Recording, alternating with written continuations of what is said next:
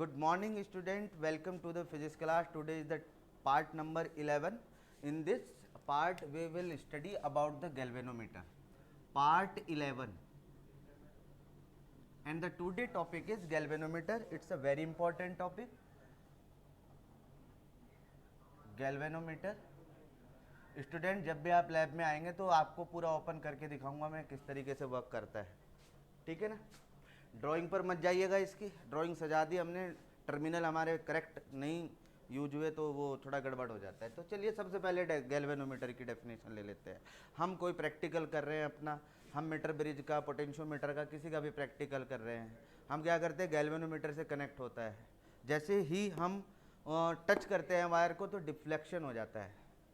तो इसका मतलब क्या हुआ, एक डिवाइस है गैल्वेनोमीटर जो कि वेरी वेरी स्मॉल करंट को डिटेक्ट करने के लिए यूज की जाती है। तो चलिए इसकी डेफिनेशन लिख लेते हैं वन लाइन में, ज़्यादा लंबी डेफिनेशन नहीं।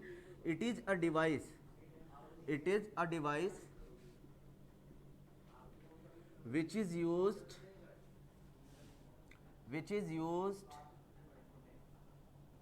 To detect the very small current. चलिए, और एक बहुत अच्छी बात है गैल्वेनोमीटर के लिए, इसको हम दोनों बना सकते हैं। ये भी हमारा प्रैक्टिकल है, दोनों प्रैक्टिकल है हमारे लैब में। हम एज ए वोल्टमीटर और एमीटर भी तरह यूज कर सकते हैं इसको। It is a device which is use to detect the very small current. अब हमने कहा इसका प्रिंसिपल लिख लेते हैं, स्टेप बाय स्टेप चलेंगे। Principle, what is principle? और प्रिंसिपल क्या होता होगा इसका, सोचो। कल हमने टॉर्क एक्सपीरियंस वाली बात की थी, कुछ टॉर्क जो एक्सपीरियंस होता है हमारा। तो जब भी हम क्या करते हैं, मूविंग कोयल गैल्वेनोमीटर, हम किसकी बात कर रहे हैं, मूविंग कोयल गैल्वेनोमीटर की। और यही मोस्टली पूछा भी जाता है, पाइवोट टाइप भी होता है और भी बहुत सारे टाइप होते हैं हमारे। तो moving coil galvanometer maximum exam में पूछा जाता है। जब करंट कैरिंग कोयल प्लेस्ड की जाती है, क्या वर्ड यूज कर रहा हूँ मैं, when a current carrying coil, when a current carrying coil placed in magnetic field, कहाँ पर प्लेस किया हमने इसको, मैग्नेटिक फील्ड के अंदर। It will experience a torque, क्या कहेंगे हम, magnetic field experience a torque, the magnitude to which depends on the strength of current. When a current carrying coil placed in magnetic field experienced a for torque की बात हम कर रहे हैं, जिसकी strength, which strength depends on the, या फिर which magnitude की बात कर लेते हैं। विच मैग्नीट्यूड, किसका मैग्नीट्यूड, जो टॉर्क एक्सपीरियंस हो रहा है, विच मैग्नीट्यूड डिपेंड्स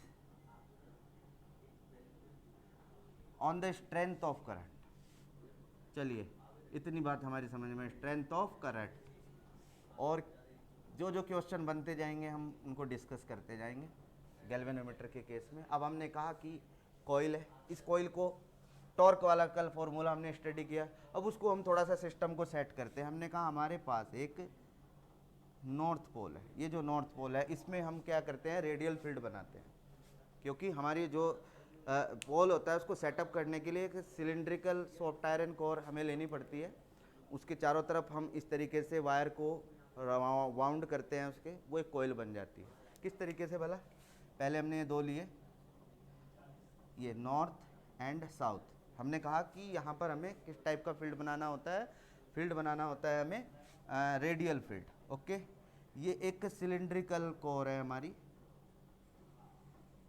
ये ऐसे फिक्स होती है ये सारी चीज़ें ना, राइट। इसके चारों तरफ ये एक रेक्टेंगुलर वायर, ये फ्रेम होता है, इसके ऐसे अराउंड ये वायर कनेक्ट होती है जो कॉइल का काम करती है, ठीक है ना। अब एक टर्मिनल हमने यहाँ पर ले लिया, एक टर्मिनल यहाँ लेते हैं, और भी बहुत सारी चीज़ें होती है, बहुत ज़्यादा नीड नहीं है, दिखा दूंगा मैं क्या क्या उनका प्रैक्टिकल वर्क क्या होता है, ठीक है ना। यहाँ पर ऐसे एक दूसरा टर्मिनल होता है, ये टर्मिनल, दो टर्मिनल हमने ले लिए यहाँ पर, ठीक है। यहाँ पर हमारा एक पॉइंटर होता है, जो कि यहाँ से, अब हम यहाँ कहेंगे पाइवोटेड टाइप केबल भी होती है, मिरर भी होता है, बहुत सारी चीज़ें होती है, ठीक है ना, नो नीड टू राइट। ये पाइवोट होता है जो इसको यूज किया जाता है, एक मिरर भी होता है यहाँ पर, ठीक है ना। और फॉस्फोर ब्रॉन्ज की केबल होती है, फॉस्फोर ब्रॉन्ज, ब्रॉन्ज नाम है इसका, कभी कभार पूछा तो नहीं जाता, but we have to knowledge about it, ठीक है ना। ये जो है यहाँ पर एक इस तरीके से एक कॉइल होती है जिसकी वजह से रीस्टोरिंग टॉर्क डेवलप होता है। एक टर्मिनल पे पॉजिटिव ले लिया, आप पे एक नेगेटिव। अब जैसे ही ये पॉजिटिव टर्मिनल ऑलरेडी हमारा रेजिस्टेंस बॉक्स से कनेक्ट रहता है, इसको हम जॉकी से कनेक्ट रखते हैं। अब जैसे ही, या फिर पॉजिटिव पे रख लो, नेगेटिव पे, डिपेंड्स ऑन यू। जैसे ही आप उसको करंट, आप उसको टच करेंगे तो सर्किट से करंट फ्लो हो जाएगा थ्रू दिस, और जैसे करंट फ्लो होगा तो यहाँ पर टॉर्क डेवलप होगा। टॉर्क इधर से टच करोगे तो अलग डायरेक्शन में टॉर्क डेवलप होगा, इधर से टच करेंगे तो अलग डायरेक्शन में, यानी कि या तो ऐसे घूमेगा या ऐसे घूमेगा।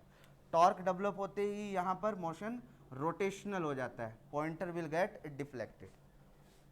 इतना काफ़ी है, लेबलिंग इतनी काफ़ी है। ये जीरो नल पॉइंट होता है यहाँ पर, इससे इधर जाएगा तो भी डिफ्लेक्शन, ऐसे 5 पॉइंट पर बने होते हैं, ऐसे राइट साइड में होता है।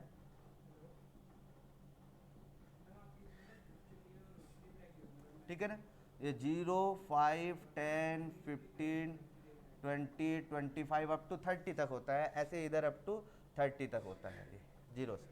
चलिए student, this is the pointer, इसका नाम क्या दिया हमने, pointer. Okay, positive negative terminal, T A कह दो, और अच्छा सजाना है तो इसको ऐसे लिख दो, बट सजाने के मार्क्स नहीं होते हैं, इतना काफ़ी है। ये आपने समझा दिया कि जैसे ही हम इसको अप्लाई करेंगे यहाँ पर तो ये डिफ्लेक्शन इसमें आ जाएगा, टॉर्क डेवलप हो जाएगा। What is that torque, that is known as the deflection torque. जैसे ही करंट फ्लो होगा डिफ्लेक्शन शो करेगा, उस टॉर्क का नाम हमने क्या रखा। चलिए अब इसकी, ये इसका कंस्ट्रक्शन हो गया, कंस्ट्रक्शन हमें समझ में आ गया।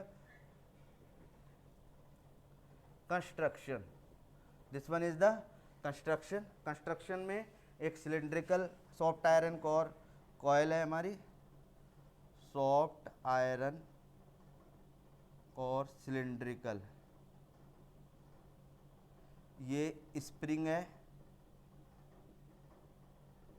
ठीक है ना। इसकी स्प्रिंग का अभी यूज बताएंगे हम कि क्या करते हैं हम इसको। अभी हमने बताया करंट का यूज, करंट की वजह से डिफ्लेक्शन हो गया, राइट। तो अब यहाँ पर वर्किंग में आते हैं हम इसकी।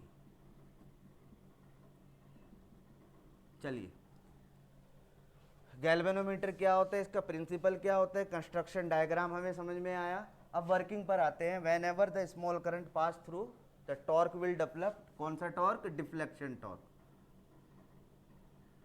deflection torque. What is deflection torque? Yesterday we have discussed about it. Ni ba sin theta, theta is 90 degree, that's why Ni ba, Iba, okay। तो ये कौन सा टॉर्क हुआ हमारा, डिफ्लेक्शन टॉर्क। कैसे होता है ये, कैसे आया है, in previous lecture we have discussed, okay. This is the deflection torque. Now what happens after it, जैसे ही ये डिफ्लेक्ट होगा, ये नल पोजीशन पर है, this will go this side either this side, right, it is called deflection. When ever it is deflected, so this spring will tight and the restoring torque developed in it, means कुछ energy इसके अंदर आ जाती है, उसको हम torque के form में consider करते हैं। दिस वन स्प्रिंग, मैं इस स्प्रिंग की बात कर रहा हूँ। अब ये जो स्प्रिंग है कौन सा टॉर्क डेवलप करेगा, ये restoring torque, restoring torque. What is this torque, restoring torque क्या होगा हमारा, टो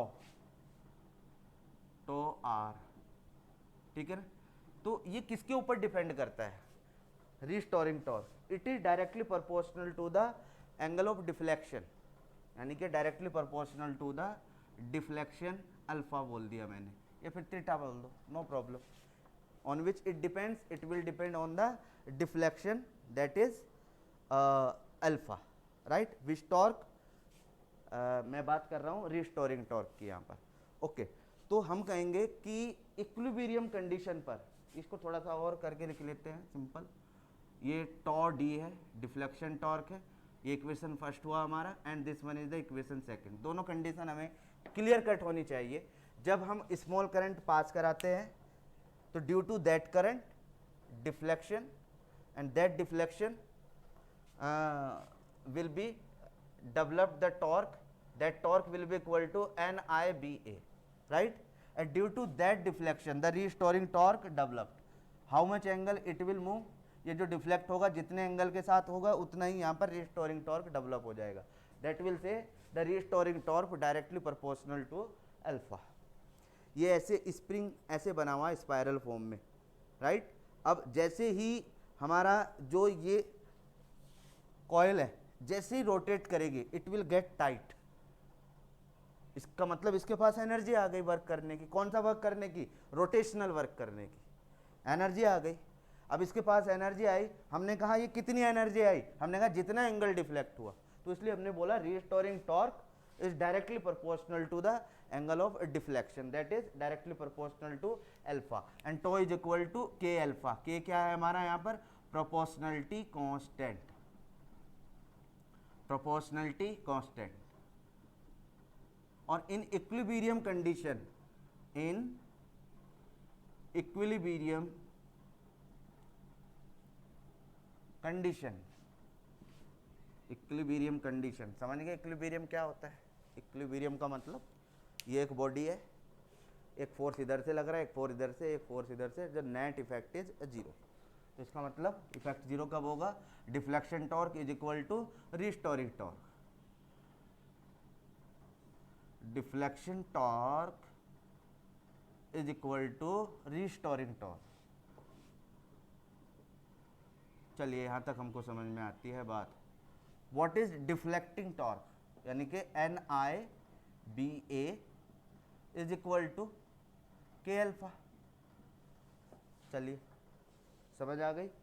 तो I is equal to K upon NBA into alpha, ऐसा भी कर सकते हैं, हाँ यही ठीक है, के अपॉन NBA, ये वर्ड हमने लिखा। या फिर हम ऐसा कह सकते हैं, दूसरे तरीके से भी लिख सकते हैं, अल्फा इज इक्वल टू, जो मैं अभी बात कर रहा था, NBA अपॉन के into I, this one is the constant, N is the number of turn, B is the magnetic field, A is the area, कौन सा एरिया? ये जिस पर ये वायर बाउंड हो रखा है, that area. Okay, K is the proportionality constant, all these are the constant, it means the alpha directly proportional to current। क्या हुआ हमारा? Alpha directly proportional to current. अब ये जो NBA है इसका फैक्टर समझिए भाई साहब, ये बहुत जरूरी है समझना। NBA upon K, this is the constant, which constant is this? Galvanometer constant, galvanometer constant, which constant is this? Galvanometer constant, G। Okay, तो alpha is equal to GI। अब ये G क्या है? गैल्वेनोमीटर कांस्टेंट, या तो आपसे ये पूछा जाएगा गैल्वेनोमीटर कांस्टेंट, या फिर करेंगे करंट रिडक्शन फैक्टर। क्या नाम दिया हमने दूसरा इसका? Current reduction factor of the galvanometer, right. दूसरा नाम क्या दिया हमने? Current reduction factor, galvanometer constant और करंट रिडक्शन फैक्टर। चलिए एक क्वेश्चन ये तैयार हुआ हमारा, alpha is equal to GI। ये कभी कभार 2 मार्क्स में पूछ लिया जाता है। Now the question is what is figure of merit? Figure of merit क्या होती है? हम कहेंगे कि किसी भी जो हमारा ये गैल्वेनोमीटर है उसमें डिफ्लेक्शन प्रोड्यूस हो रहा है, ठीक है ना? क्या हो रहा है? डिफ्लेक्शन प्रोड्यूस हो रहा है। किसकी वजह से हो रहा है? करंट की वजह से हो रहा है। तो what is figure of merit? Figure of merit, ये भैया हमारे पास प्रैक्टिकल भी है फिगर ऑफ मेरिट वाला, ओके, और अच्छा प्रैक्टिकल है, तो करना चाहे तो आप कर सकते हो। तो G is equal to I upon alpha, क्या बन जाएगा? G is equal to I upon alpha. ठीक है ना. Current produce the deflection that is known as figure of merit, defined as the which produce deflection of one scale division in a galvanometer that is called figure of merit. चलिए, ये था हमारा basic concept of galvanometer. अब इससे question और क्या क्या पूछे जा सकते हैं वो आगे डिस्कस करते हैं. सेकंड क्वेश्चन, अभी डायग्राम को रहने देते हैं, ये रहने देते हैं. अभी हम छोटे छोटे से क्वेश्चन इस पर बनाते हैं. चलिए, हमसे पूछा जाएगा कि सेंसिटिविटी ऑफ गैल्वेनोमीटर क्या होती है. सेंसिटिविटी, छोटी छोटी बातों पे नाराज हो जाना. हम कहेंगे बंदा बहुत सेंसिटिव है. किसी छोटी बात पे गुस्सा कर जाना, बहुत सेंसिटिव है. ठीक है ना. किसी की नोज जो है एकदम से स्मेल करती है, कहीं पर भी कुछ स्मेल आ रही है तो वो एकदम से ऑब्जर्व करती है, तो बहुत सेंसिटिव है.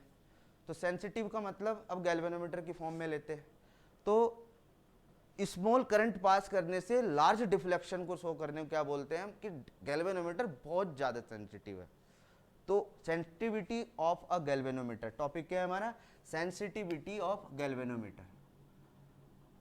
सेंसिटिविटी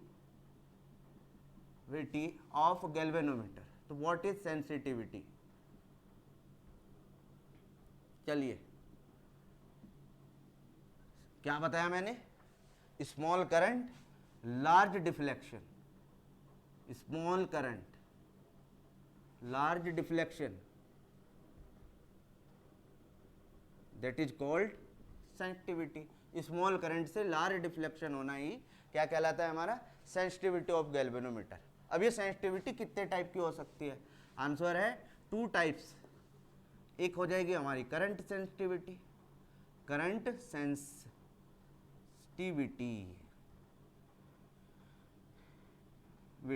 और दूसरा क्या हो जाएगा हमारा, वोल्टेज सेंसिटिविटी. क्या हुआ, वोल्टेज सेंसिटिविटी, वीटी. चलिए, करंट सेंसिटिविटी क्या होती है और वोल्टेज सेंसिटिविटी क्या होती है, इसको डिनोट करते हैं हम आई एस. करंट सेंसिटिविटी को किससे डिनोट किया हमने, आई एस से. तो करंट सेंसिटिविटी क्या होती है, deflection per unit current, I S, angle of deflection per unit current, that is called current sensitivity. Voltage sensitivity उसको कहेंगे हम V S. V S is equal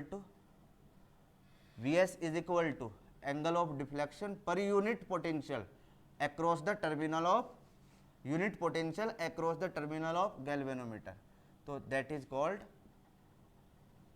इसको और थोड़ा सा सिंप्लीफाई कर सकते हैं, alpha upon I into R. ये क्या बन गया, we S is equal to I S upon R. चलिए बच्चों, क्लियर. और थोड़ा सा मॉडिफाई कर दिए, ऐसे क्वेश्चन आपसे पूछा जा सकता है. करंट सेंसिटिविटी देके आपसे वोल्टेज सेंसिटिविटी पूछ लेगा और गैल्वेनोमीटर का रेजिस्टेंस आपसे पूछ सकता है. तो voltage sensitivity is equal to current sensitivity upon resistance. ये एक हमारी तैयार हुआ टॉपिक. यहाँ से क्वेश्चन इतना काफ़ी है, फिर से इसको समझा देता हूँ मैं. Sensitivity of galvanometer whenever we pass the small current through the galvanometer and the large deflection take place by the galvanometer, that is called the sensitivity of galvanometer. How many type the sensitivity, there are 2 types of sensitivity in form of current, in form of voltage.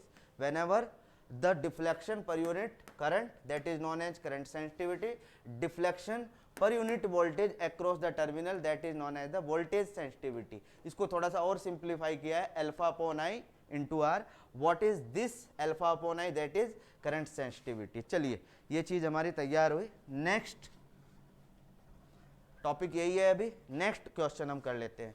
अब question ये पूछा जाता है आपसे कि ऐसे factors बताइए. ये क्वेश्चन जो मैं बोल रहा हूँ ये पूछे जाते हैं एग्जाम में एक्चुअली. क्या, factors on which the sensitivity of moving coil galvanometer depend, right. अब अगर हम बात करते हैं यहाँ पर अल्फा की, किसकी बात करते हैं हम, अल्फा की. अल्फा किसके इक्वल था भाई, यार हमने फॉर्मूला ही मिटा दिया. ओके, चलिए, हमने कहा था अल्फा इज इक्वल टू आई जी. जी किसके इक्वल था, N B A upon K. ये था हमारा alpha is equal to I N B A upon K. ये हमने वैल्यू रख दी. इसमें रख दो, चलो इसमें रख देते हैं. V S is equal to I N B A upon K R, और साथ में क्या था यहाँ पर आई भी था, ठीक है ना, अल्फा की जगह रख दिया, आई यहाँ पर है, इस आई से ये I cancel, N B A upon K are. अब अगर आपसे कोई क्वेश्चन पूछता है on which factor the sensitivity of a galvanometer depend, तो आंसर है number of turns per depend करती है, जितने ज़्यादा नंबर ऑफ टर्न्स होंगे। दूसरा है हमारा कि मैग्नेटिक फील्ड पर डिपेंड करती है, बी दिखाई दे रहा है। एरिया कौन सा है, एरिया ऑफ कॉइल पर डिपेंड करती है। थर्ड, टॉर्सन कांस्टेंट के, जिसको हम के बोल रहे हैं, ये के, ये which constant is this, torsion constant, या स्प्रिंग कांस्टेंट भी हम ले लेते हैं इसको, इसके ऊपर डिपेंड करती है, स्प्रिंग कांस्टेंट भी बोलते हैं हम इसको, टॉर्सन कांस्टेंट। तो पहला फैक्टर कि sensitivity depends directly proportional to number of turns, directly proportional to B, directly proportional to area, directly inversely proportional to 1 K inversely proportional. ये तो sensitivity depends on number of turns, magnetic field, area of coil and torsion constant, these are the factor on which. अब question आपसे पूछा जाता है कि आप जो ब्रॉन्ज यूज करते हो, phosphor bronze, why you will use it. मैंने कहा था यहाँ पर ये फॉस्फोर ब्रॉन्ज यूज किया जाता है, तो why you will use it, ठीक है ना। This is the homework for you, बहुत सिंपल है, बट इसको कीजिएगा, क्वेश्चन पूछा जाएगा आपसे एग्जाम में। चलिए आगे नेक्स्ट आपका, ओके चलिए student, next we will start the next topic, that is conversion of galvanometer into ammeter to voltmeter. This topic we will cover in next video. Okay, thank you.